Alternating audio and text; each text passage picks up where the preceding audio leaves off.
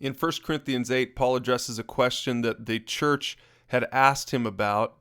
It says in verse 1, now regarding your question about food that has been offered to idols. See, in the early church, there were Jews and Gentiles, and the Gentiles were the non-Jews.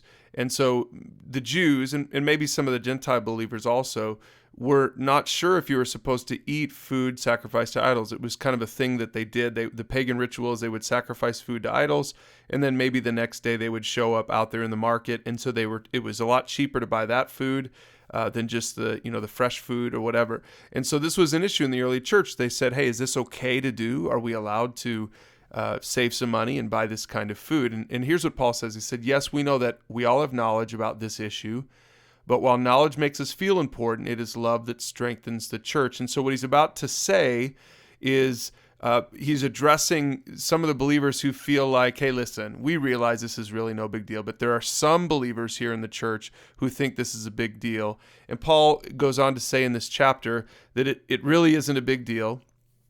And that's the knowledge part, that the mature Christians understood that it wasn't a big deal. Idols are nothing. Who cares?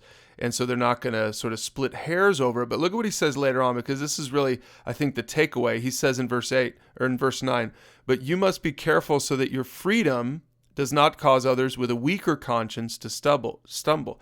In other words, he's saying to them, listen, I know some of you are more mature and you already have the knowledge that this is really no big deal. But there are some believers out there who really think it's a big deal. And so Paul's message is out of love for your brother who has a weaker conscience in this area, don't eat the meat sacrificed to idols. That's what he says in verse 13. It's a short chapter. He says, so if what I eat causes another believer to sin, I will never eat meat again as long as I live, for I don't want to cause another believer to stumble. So notice what Paul's teaching in this short chapter is that we should have, in matters of sort of gray areas, right? We should have certainly more concern for our love for our brothers and sisters rather than for our own liberty. So were the believers at liberty to eat meat sacrificed to idols? Well, of course they were. But Paul's message was we need to go beyond that personal liberty in those kinds of areas.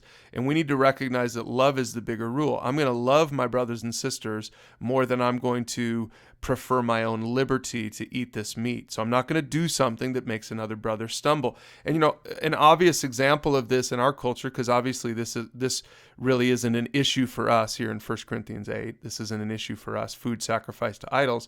But a similar issue might be something like drinking. So you have a friend over who is a recovering alcoholic, and you've never had a problem having a beer, having a glass of wine. Well, what Paul might say to you today is, hey, you should love your brother who struggles with that. Even though you are free to have a glass of wine, maybe you should abstain for their sake while they're having dinner with you. So that's a great example of how to apply a timeless truth in a situation that isn't as timeless, food sacrificed to idols. And yet there's so much we can still learn and apply today in our lives. So go ahead and read 1 Corinthians chapter 8. We'll see you tomorrow for chapter 9.